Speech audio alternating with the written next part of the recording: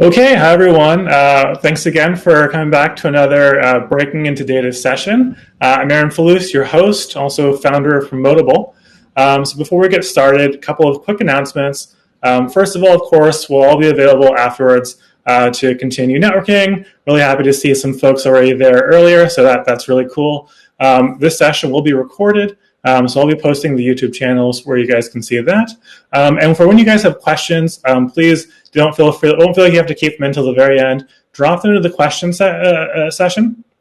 And then as soon as we get to the end of the talk, then I'll immediately jump in. And if you raise your hand, I'll bring you over to the stage. Or if you have just put the question in, I'll moderate it. And then if I happen to get it wrong, or something like that, feel free to just throw in an update.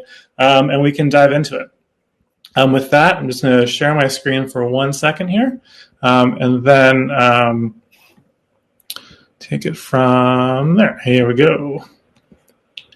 And oops, well, that's not good. There we go. Okay, so Promotable, who are we?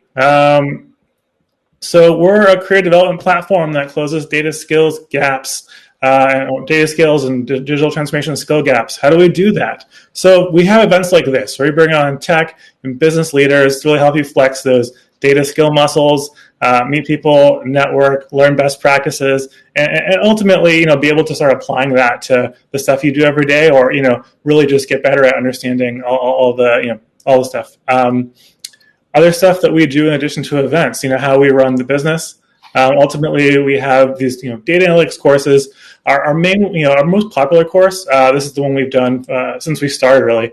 Our data analytics for business course. This is for business professionals to really kind of take it to the next level. So you might be in marketing or product or finance. You want to go beyond Excel, beyond making charts in Excel, this kind of thing, and really kind of start to drive insights and data-driven decision making. You learn things like SQL, Tableau, and it's all taught by people who do this every single day. So data scientists from places like Nielsen or Grubhub. So it's 8 weeks long, 5 hours a week. It's Tuesdays and Thursdays in the evening. Of course, those are all recorded as well. So if you happen to miss one, you can always come back and check it out. You're also paired with a mentor. These are folks just like our guest speakers, former instructors. And of course, if you complete the course and you actually meet all the requirements, then of course there's also the certificate as well, which you can post to LinkedIn and share. Ultimately, what we want you to be able to walk away with is to be able to really apply this stuff to what you're working on now, to really put yourself in a position to be successful. If anyone's curious about that, feel free to come say hello after the event. The second thing we have, of course, is our recently launched Immersive Data Science Accelerator. So this is really to close the gap that exists with current data science boot camps, where you learn a lot of stuff, and then there's that huge gap between learning and applying that to the next level. So this is a 15-week course. In addition to that curriculum, all taught by really impressive instructors. I'll show you on the next slide. We have a board of mentors. We don't do passion projects here. We connect you with our industry partners. These are established companies, growth companies. We want you to walk away and be able to show someone that you can actually do this and that you've done this for real. And also, of course, introduce you to as many companies as we can. Of course, you also have the career support, and kind of that other game-changing element is Access 1871. So bringing you those resources that are usually reserved for high-growth startups for you as well. So that there's recruiters, there's mentors, VPs from everywhere. If you're looking for a job, this is how you do it. Really just put yourself out there. So as I mentioned, really cool instructors across the board. Folks like Vikram, Annie, both have done events in the past for us. Ultimately, it's really good to have skills, but it's also really important to have folks who've been there, because that's the way you actually learn. And for anyone who's interested, of course, there is our website, www.promotable.io, or feel free to send us an email, hello@promotable.io. So with that, I'm going to hand it over to Tana. Take it away. Thank you, Aaron.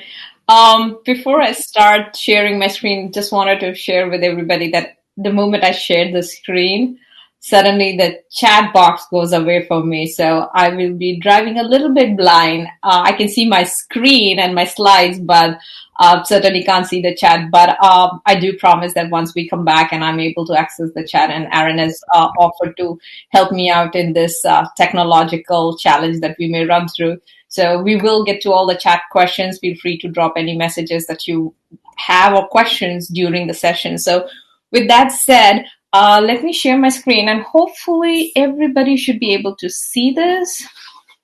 And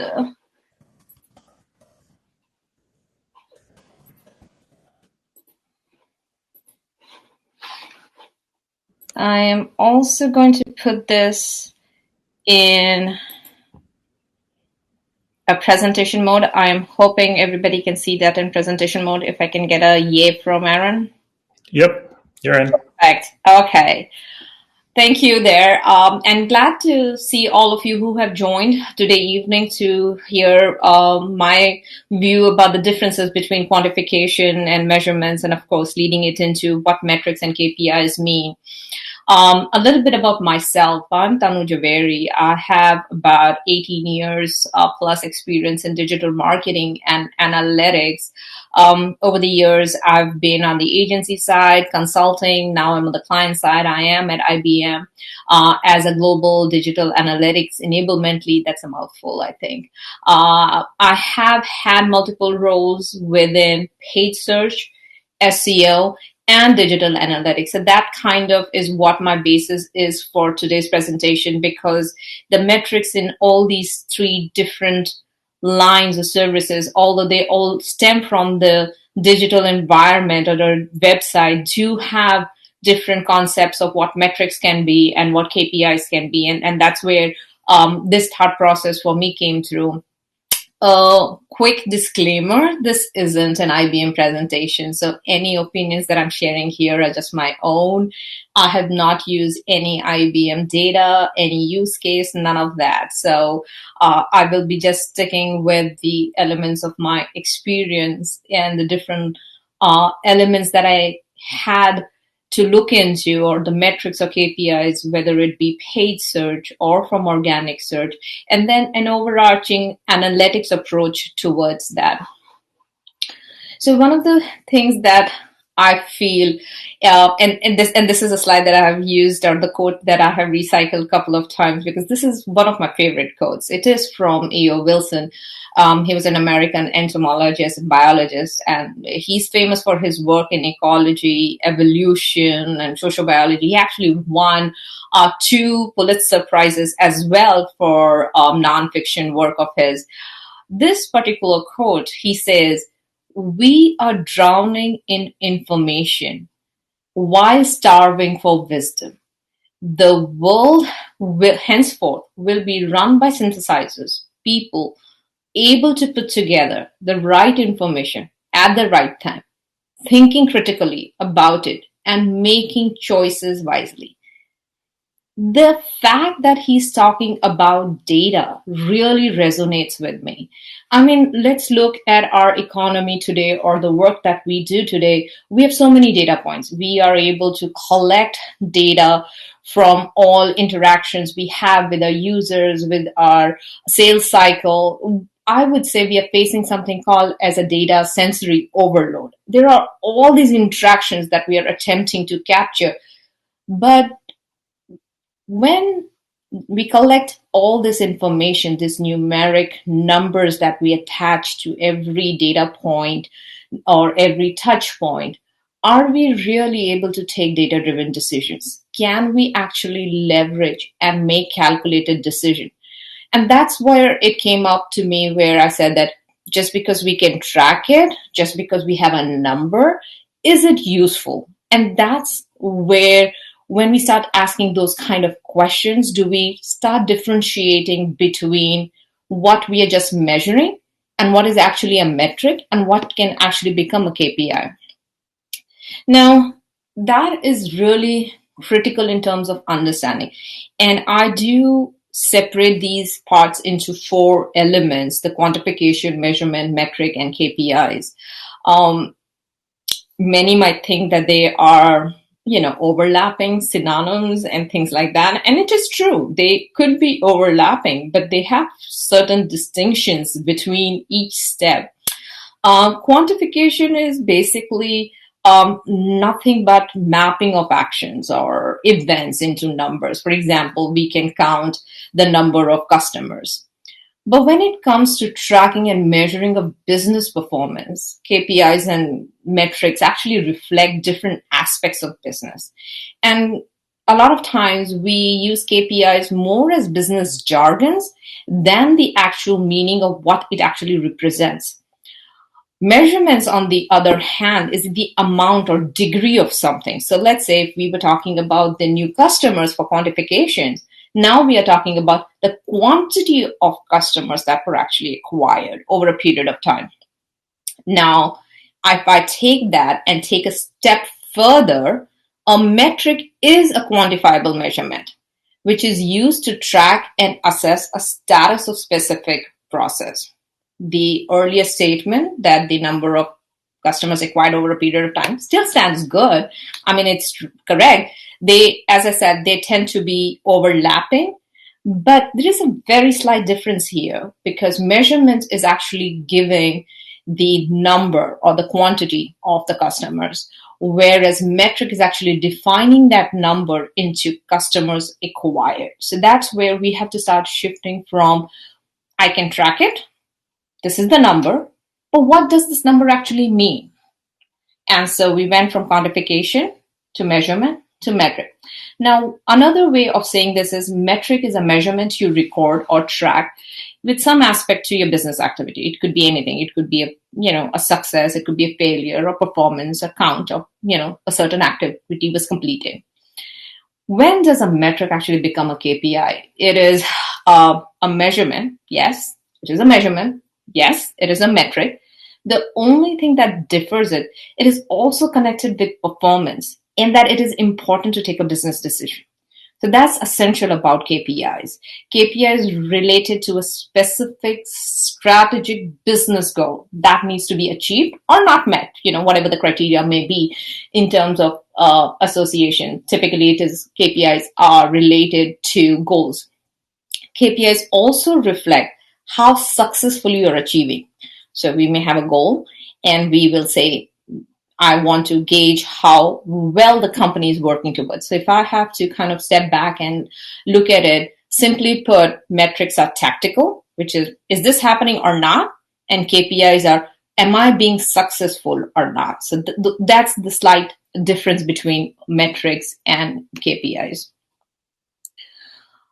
When you think of what should I consider as a metric? Or what can I consider to make a metric process flow? It is basically asking of the right questions. You need to be able to say, okay, I'm going to step back and say, what is being measured? What all are we tracking? What different data points are we collecting? And then when you do collect these data points, is it addressing any business question that you have? Do they really give you the answer that you're looking for, or do you need some more further analysis? Or is it enough to process or proceed from that point only? Or do you need to add a flavor to it? A lot of times, especially because I came from the paid search and organic search environment where I understood the performance of paid and organic kind of had a touch point and had an interdependency on each other. Whereas in one silo, if I looked at paid search, it looked very different. And if I looked at organic search performance, it looked different. But when these two interdisciplinary metrics were combined and then a dashboard was looked at, it was very different. So kind of taking that point saying, okay, I have my click-through data, but where is my organic performance? Where is my organic listing? And what is the keyword search volume? And what is my bid process? So when you start kind of bringing these kind of metrics together and holistically start looking at it, some of the decisions that you take will be different. And anytime that you're tracking a number or you're going to give it a definition of a metric, what does it lead to? Is it counting a desired result that you have? Can you take a decision from it?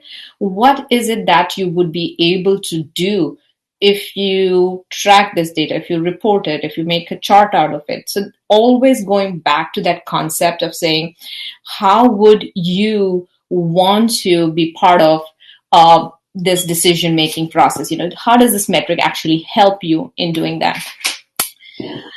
A lot of times we tend to stop at the metric of just telling a story or where we are right now. Metric is also important in terms of how quickly can the business actually react. So that fourth step of helping making a decision comes into that place. So when we think of a metric, it's not just that can we track it, can we report on it, but actually why are we reporting on it, and can we take a decision? If we look at this reporting, whether it be in a table form or chart form or whichever format that you want to share it, why are we looking at this data point is critical to saying, yes, I have a business question and it addresses this. I can increase the sales, I can decrease, I can increase my revenue, I can decrease my spend. All those questions need to be considered. And that's when I would say that the process is complete. Now that we know the difference between metrics and KPIs, a lot of times people do consider that, okay, a lot of metrics can become a KPIs.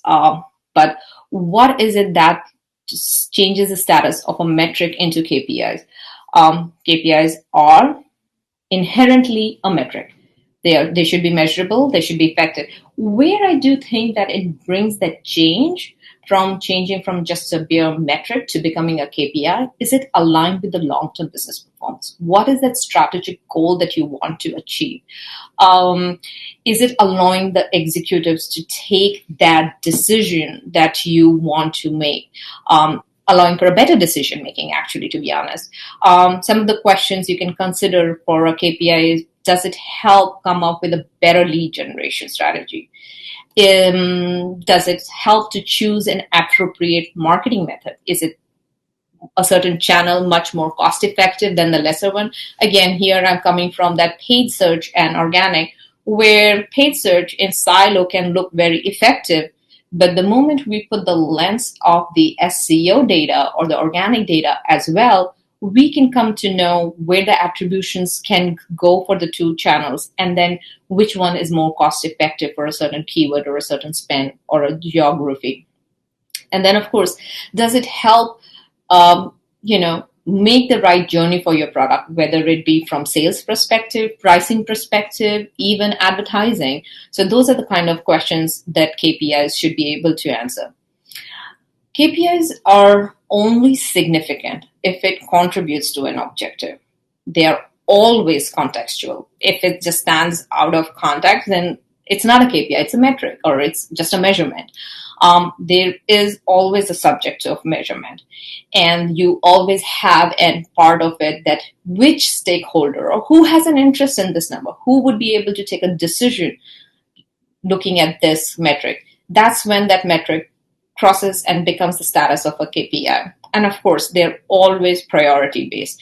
The priority could be time-based, it could be importance-based, it could be revenue-based. So those are some of those importance and priorities that you have to consider before we give a status of KPI to any measurements that we have. This is a big slide with a lot of metrics to monitor, but it is more geared towards looking at metrics and the activity that you are currently gauging. Metrics are different journey or user journeys, and even your particular activity is different. So if you are gauging the engagement phase, the metrics would be different. But if you're talking about conversion or marketing or loyalty down the funnel, it would be different. When we categorize touch points such as visits or interactions by channels or campaigns, or even assets could be your download PDFs, videos, and things like that, you can kind of understand where the cumulative attribution is coming. And, based on their performance, you can kind of course correct, kind of increase spend somewhere or decrease the spend somewhere. In terms of engagement, anything with page views, bounce rate, click depth, they tell us how and when the users actually engage with the company. But these are much more what I would say as entry level metrics, and it's good to have. You need to know where and how are you acquiring your users, but they are your first level metrics, and they should, as you progress through the funnel of your activity and your user journey, these metrics should always become your foundational metrics, which are then looked up with down the funnel metrics. So you can't just say that, oh, a certain page is providing me a lot of page views, but if that page views, doesn't matter if it's 100,000 or 10,000 views, it doesn't lead to conversion, then that's not a great page to keep focusing on. So yes, your primary focus at one point would be to increase page views, and at that point of time, that could be a KPI. But the moment you go down the funnel, you have to shift, and then your conversion or interaction or loyalty becomes your next level of KPIs, and then this page views becomes a metric in that funnel. And of course, there are conversion metrics, which are pretty simple depending upon the organization that you may be. It could be requests for quotes, it could be sales, it could be renewals, it could be revenue or sales that are closed. As a marketer, you would always want to know where your marketing efforts are being effective. I mean, you want to know how your channel performances are, where are you getting the most qualified visits or visitors from, what is the effectiveness of your campaigns, and those are the metrics that would form your foundation of your KPIs that you are looking at. If your products have longer life where the users may interact more in terms of loyalty and support, where there may be renewals, there may be monthly payments, there may be products that can be cross-sold or upsold. Those are elements, again, those KPIs come in. And these two columns of loyalty and support doesn't apply to each product cycle or each service lines that we may have. So depending upon your organization, these boxes can have a very different viewpoint. And then, of course, depending upon what is the nature of your data, is it being arrived at from earned or paid media or something from the social media. So those are things. So this is a grid that you can start with and move the boxes as per your organization. Of course, as you move these boxes around, you would come to your measurement model, and you would be able to form your visualizations that will work for your organizations and allow you to make quick decisions. I wanted to share a quick story here. This is a use case that happened with me, and we were, I did tell you my background is from organic search as well, and we were finding that some of the visitors were coming on our pages, and those keywords were performing very well for us, and we wanted to increase the ranking of our page. It was a fair enough ask. So we started to improve our SEO. Our SEO efforts were geared towards one task: to improve the performance of the page URL in the search results. That means we wanted a higher organic rank.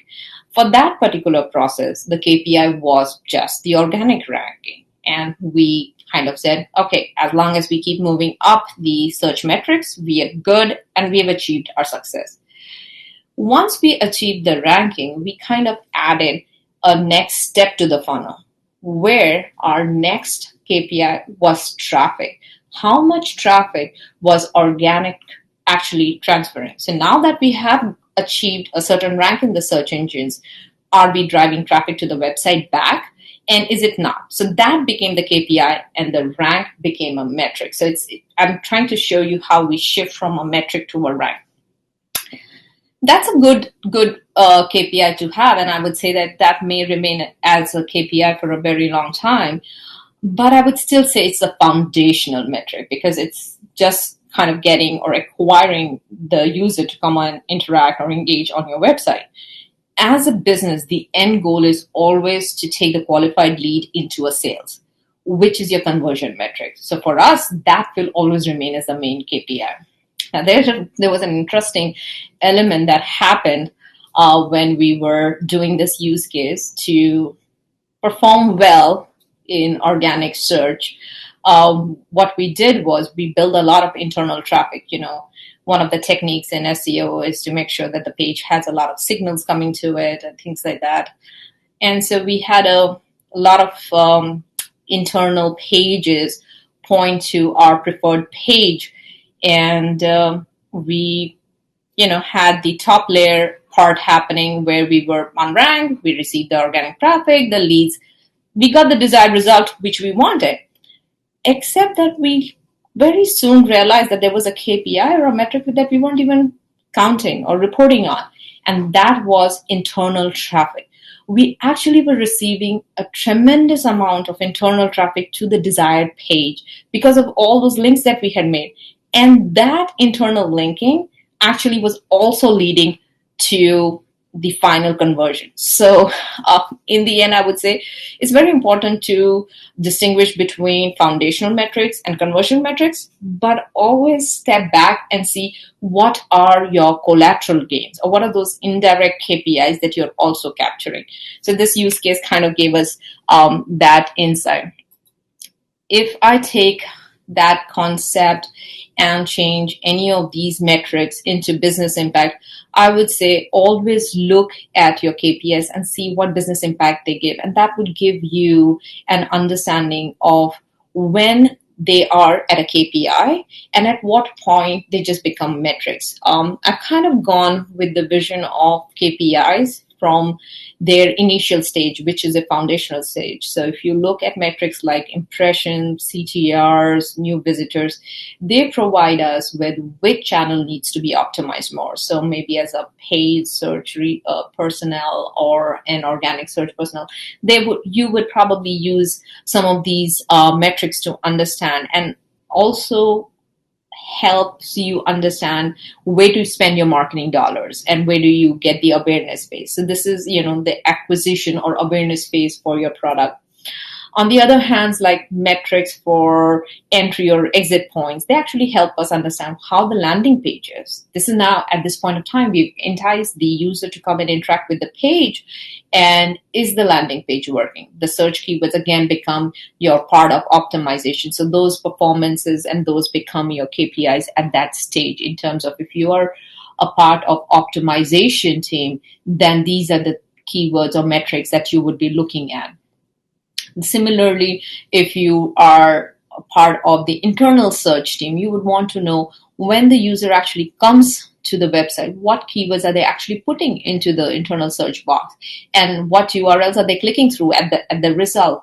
So depending upon the team and organizational requirement for that metric or that action or optimization that you're doing, your level of KPIs would change. So all of these could be considered as KPIs, but at the same time, if you probably do an end-to-end funnel, they might actually become just metrics for some other different team member in the same organization. So I would always say that as a campaigner, you need to identify the similar list that would work for your organization or for your team. This is just a cue over here for you to understand that metrics can have different business impacts, and then depending upon the business impact, their status can be upgraded to a KPI. I've shared a lot of information, a lot of metrics, a lot of use cases that you could do. But I think almost everybody kind of steps back and says, all this information is good, but what would qualify for a metric for me? Or what would be a KPI for me? There is no straightforward answer to this. It is a lot of elements go into defining what a metric and KPI would be most appropriate for you. First thing first would be different organizations are at different stages. What kind of products do you have? Do you have a product which has long cycles? Is it B2C? Does it have repetitive sales? If you think of, insurance, there is monthly deductibles or monthly payments that is there. There is retention, there is renewals.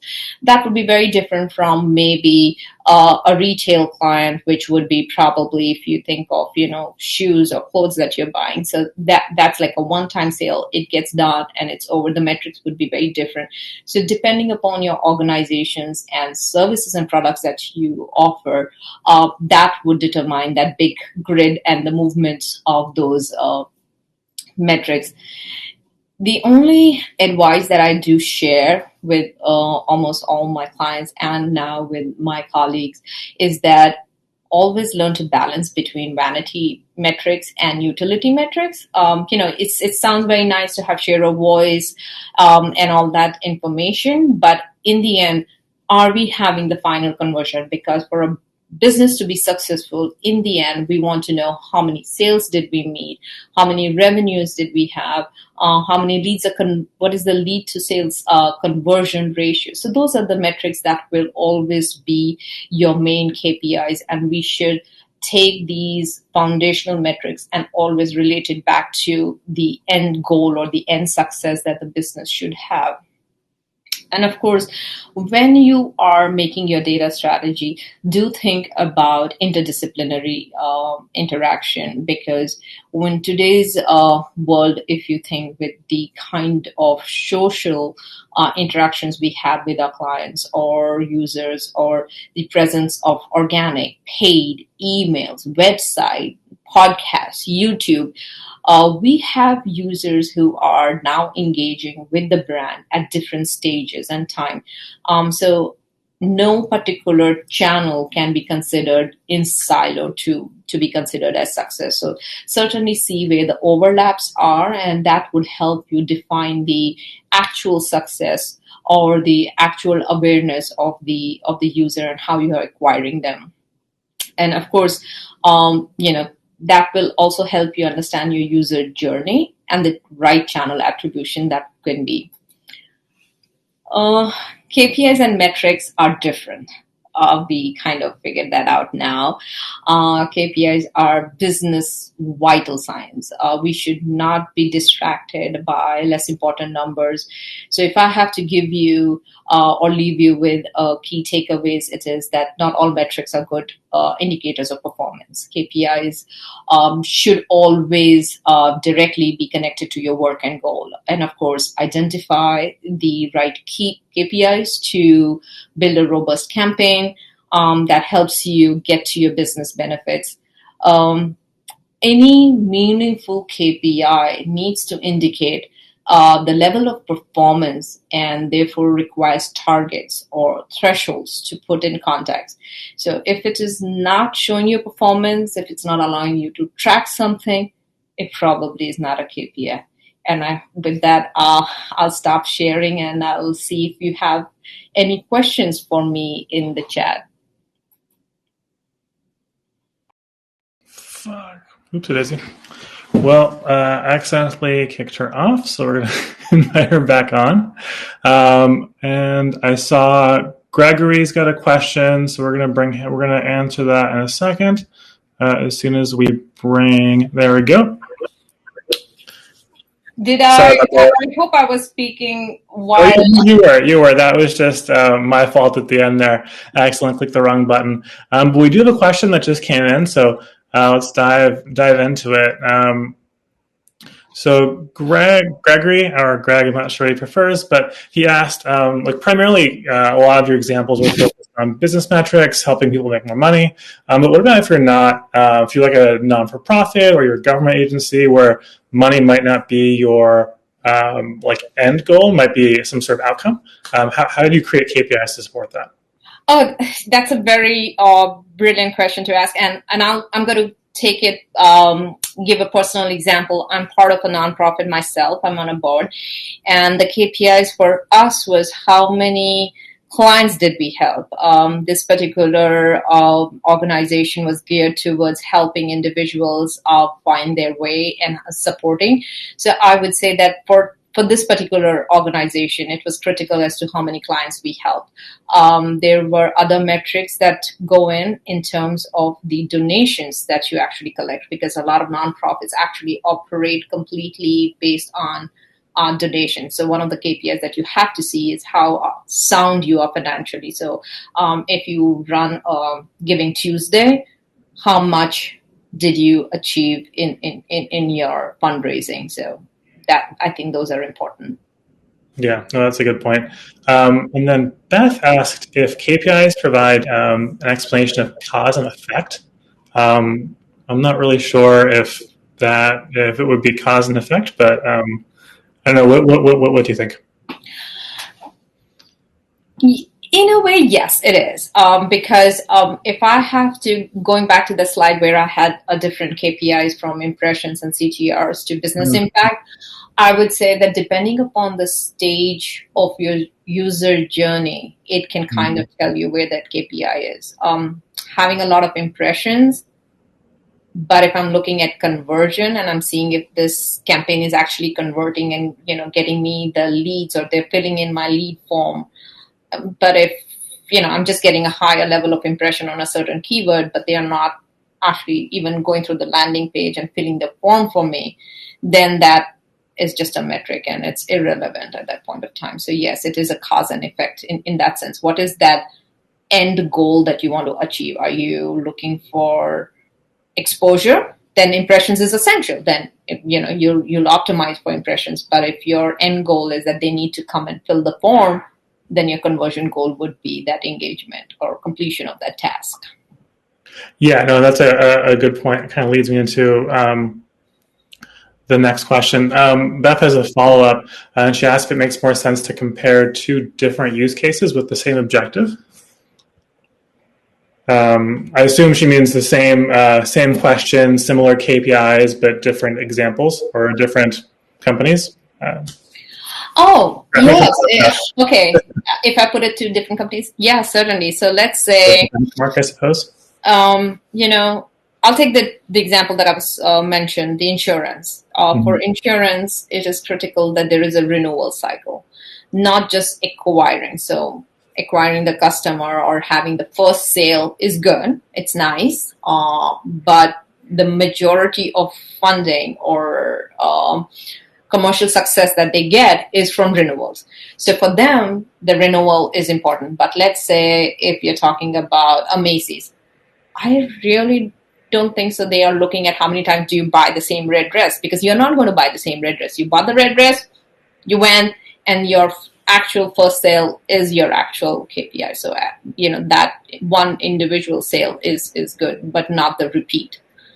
Yeah, they might be saying, okay, well, this person bought this in the fall. Maybe they like to purchase their things in the fall. Other trends for sure. But you brought up something that I think is really interesting. This concept of vanity metrics, and then in particular with things like page views.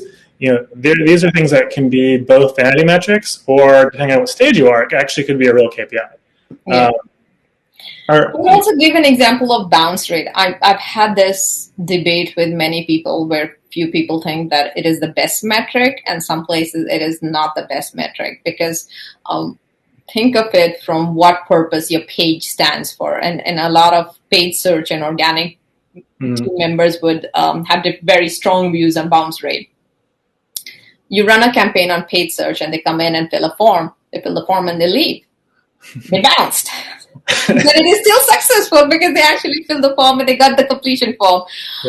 Same thing with product forms. When you come, you fill the form and you leave. And so it's never necessarily that a certain 50% of bounce rate is bad or 30% is a bounce rate is bad. It is always in context. So that's where I said all KPIs are always contextual. So if you cannot put that contextual relationship to it, then it is probably a numeric metric and not a KPI. Yeah, that's like one of the things that I maybe disagreements that I have with people who are like pure play data scientists, where I see these businesses will hire all these data scientists and they'll know the right answer, right? But that doesn't mean that without the context, that doesn't mean that it's actually valuable, right? It's not insightful just because it's just because it's factual, right? What about any like do you have any, not mistake stories, but like examples of either like bad KPIs or like something that someone thought was a metric or a KPI? Like what's like the kind of the wrong approach? I'm sure you've seen a few in your career at this point. Oh yeah, and I'm sure I've done my share of wrong Yeah, reporting as well. we Uh, all make mistakes. It's how we learn. it's one of the things that was happening was in we had this huge debate on how paid search was contributing on organic performance, or or actually I'll step back. The story began with there is no the traffic has dropped tremendously, Mm-hmm. and that was certainly true. The traffic had dropped by 25%. And so there was a little bit of digging around that went by, and it was said that organic is not performing, and they so it came landed in the organic team to say that why has the traffic dropped. And we went back and looked at it. It was the paid search campaign. It was a month end. They ran out of money and they stopped doing it, and the metric had fallen, and the reporting just went as traffic has fallen with an organic lens on it, instead of the actual loss of the fact that the campaign had ran out of money and they'd stopped advertising. So, yep, those kind of errors do happen, and we've Yeah. seen all of it. Thankfully, I was on the organic team on that particular use case and not the paid side. So it wasn't your fault, right? So that's the most important part here. No, but I've seen similar examples. Like when I was at a previous company, we were looking at like, our applications, like our top of funnel was through the roof, like kept going up, but bottom, like and people were like moving through the funnel, kind of, but we weren't measuring the right things. So like revenue is essentially going down, actual signups are going down, but like the people clicking yes were actually not going down. And the issue is, we would have people who would get to our next stage who were, instead of interested in signing up right that second, they're like, oh yeah, I want to do it in 6 months. So it was like basically people who wanted to sign up later were taking the spots. Our capacity was at 100%, but it was for people who wanted to sign up down the road. And so like, Actually, that reminds me of a very, very good story. I still remember this. And that's where I think contextualizing it again comes into it, when, a lot of us have made funnels in our lives in data analysis, going from one ratio to the other. This was, I think, almost, I have to say, this is an old story. It was back in 2013. And again, I was part of the part of digital analytics team at that point of time, and I was summoned to explain that let's just cut the organic team completely, and the paid team was useless. So both the teams were under the lot of pressure, and both teams came running to me and saying, like, please, we need to have data to explain what's happening over here. And the executive was very annoyed and unhappy with the performance, that organic was just not performing or sending them the traffic. But the moment we put the funnels and showed that even though it was contributing to only maybe, I think, 5 or 10% of the traffic, it was actually generating 30 to 50% of the actual lead form filling. So it didn't matter that the primary or the first layer metric was far lower. It was almost 1/10 of any other channel, but the final metric of conversion was highest. So, sometimes you have to actually develop that KPI and that ratios, and put that context to the numbers to build that story there to show the efficiency of a certain step or task or channel. Yeah, absolutely. Okay, I've got a couple more questions. Brandon was asking if there's a threshold of effectiveness that separates a worth mile metric to observe versus, or to explore if it's worth turning into a KPI, I suppose, or not. Yeah. I would say, I always certainly do say that you should always begin with your awareness metrics.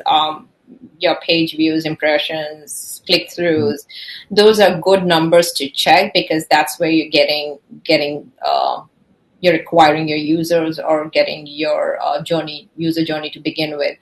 But always put the lens of conversion, whatever that might be for different people. It could be, are they downloading my white paper? Are they looking at the video that we are playing? Are they filling in a form? So once you put that lens, and then you can see which channels actually lead to it. So let's say if paid search seems to be, or a certain campaign or keyword is performing, you will up that initial awareness phase. So I would certainly say that you should look at awareness with the lens of conversion at all given point of time. The funnels in between can differ between organizations, but I think the first step and the last step just cannot be overlooked. Yeah, and then of course, I think going back to your point about context, when we're talking about effectiveness for one company is oftentimes very different. For some people, 10% conversion is amazing. For some people, 10% is like bankruptcy, and so obviously it's hyperbole, but there is, depending on the price point of the product and what you're looking for. And then Beth, I had another question to ask if KPIs reflect the value of optimization. I think that answer is I would say yes at all point of time, because if we are not meeting our certain KPIs, that's when we have to step back and understand what we need to optimize. Now, when we say optimize, it doesn't always have to be digital in nature. I know I've talked more about paid search and organic search in today's talk, but a lot of time it is about a CRM. It is about the newsletter. It is about that contact, at certain times after, let's say they came in, like a lot of financial companies do this, they have consult or set up an appointment with a financial consultant. How did that go? Did that lead generation happen? Did that appointment happen? So a lot of times that optimization could be that your chat feature or your consulting feature, there is a drop. And we had that. I had a client where after the initial form was filled, that form was never given to a financial consultant to set up the appointment. So there was no conversion happening. Yeah, so, exactly right. So optimization of that process needed, which was completely non-digital or non-website related. It was digital in nature, where the form should reach the financial consultant, but it was outside the website dream. Yeah, and now we can dive into the process automation rabbit hole. But that's yes. But that's that. I mean, so much of it comes from stuff like that, and I think also when we talk about optimization, one thing that does happen, I think, especially when we're first starting to implement data-driven anything, really, right? People will have a KPI, and sometimes they'll change it, right? And then you throw off everything that you've been measuring, and so sometimes you're not really reflecting true optimization, right? If you change the goalposts, then different conversation. I think that's all we have time for right now, guys.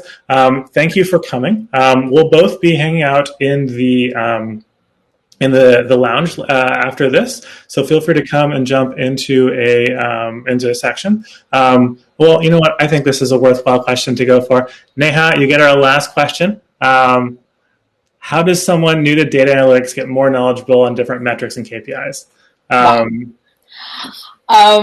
Trial and error? No.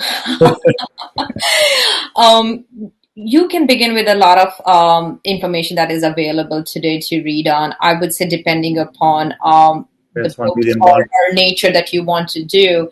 When I started my career in SEO, I read a book called The Art of SEO that kind of helped me understand those metrics. But from a data analytics perspective, I have been going to blogs that were written for Data Digital Association. I was also following Avinash Kaushik. He certainly writes quite a lot. So yeah, there are a lot of books and material that you can read through. And I would always say that have an open mind, because having spent so much time in this industry, I have to be honest, every 6 months to a year, the industry has a churn in terms of how it optimizes, what it considers valuable, the way SEO or paid search was done maybe 10 years, 5 years, even 2 years ago was different. So keep an eye out on that change, and that will also help you change the concepts of your metrics and KPIs. So those changes do impact what are important or what those criteria would be for success.